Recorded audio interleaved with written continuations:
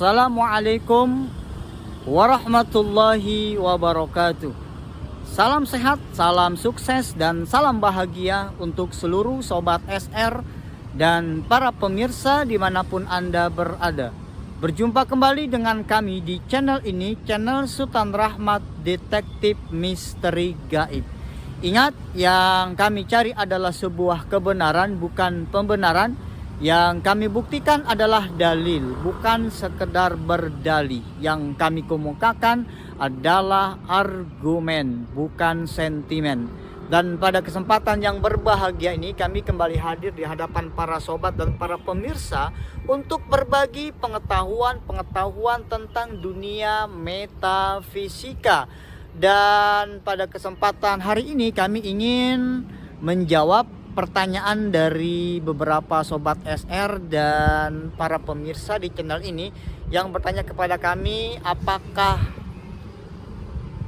paranormal, apakah dukun itu masih ada melakukan perang antar dukun, dan bagaimana cara para dukun ini melakukan aksi perangnya.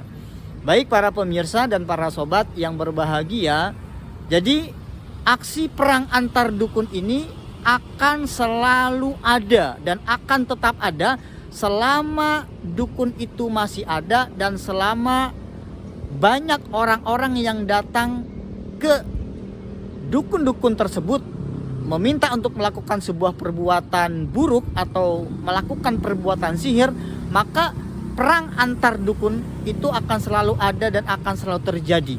Cuma persoalannya ada sekarang, bagaimana cara sang dukun itu melakukan perang di antara mereka. Apakah mereka seperti pada umumnya kita, orang-orang yang tidak memiliki kemampuan spiritual, kalau berantem, kalau bertempur, kalau perang ini melakukan konfrontasi, yaitu berhadapan langsung menggunakan senjata tajam dan lain sebagainya. Kita akan coba bahas lebih lanjut setelah jeda berikut ini. Baik para sobat dan para pemirsa yang berbahagia, kami akan lanjutkan pembahasan tentang perang sesama antar dukun dan bagaimana cara mereka melakukan aksi perang sesama antar dukun. Baik para sobat dan para pemirsa, perang antara sesama dukun ini tidak seperti perangnya manusia pada umumnya. Kalau manusia pada umumnya, jika mereka melakukan perang akan terjadi konfrontasi, maka mereka akan berhadapan langsung satu dengan yang lainnya, bertatapan muka. Nah, kalangan dari dukun paranormal, jika mereka melakukan perang sesama antar mereka, ini bisa jadi bahwa jaraknya terpisah. Dukun A ini berada di kota B, dukun C berada di kota E. Jadi mereka tidak melakukan aksi perangnya itu dengan berhadapan langsung satu dengan yang lainnya. Nah, bagaimana cara mereka melakukan perang sesama antar dukun? Jadi biasanya kalau ini terjadi, bangsa dukun melakukan perang, ini mereka akan melakukan ritual-ritual tertentu. Ritual-ritual tertentu ini biasanya untuk memanggil pasukannya dari bangsa jin. Karena mereka dukun ini biasanya umumnya itu merawat, bersahabat, bahkan memiliki pasukan dari bangsa jin. Nah, ritual-ritual tersebut itu biasanya dengan menggunakan makanan yang disukai oleh bangsa jin, bisa jadi dari darah binatang atau binatang secara utuh, atau sarana-sarana lainnya yang diminta oleh bangsa jin kepada sang dukun untuk mau melakukan perintahnya, melakukan perang dengan dukun yang lainnya. Nah, dukun yang satunya juga sama melakukan aksi ritual seperti itu. Nah, selanjutnya bangsa jin ini kemudian berperang sesama bangsa jin. Umumnya biasanya kalau jinnya itu lebih kuat, pasukan jinnya ini lebih tua dari pasukan jin dari kepemilikan dukun si A, maka dukun si A ini akan kalah. Ya, jin-jinnya juga akan kalah. jinnya akan lari, akan kabur.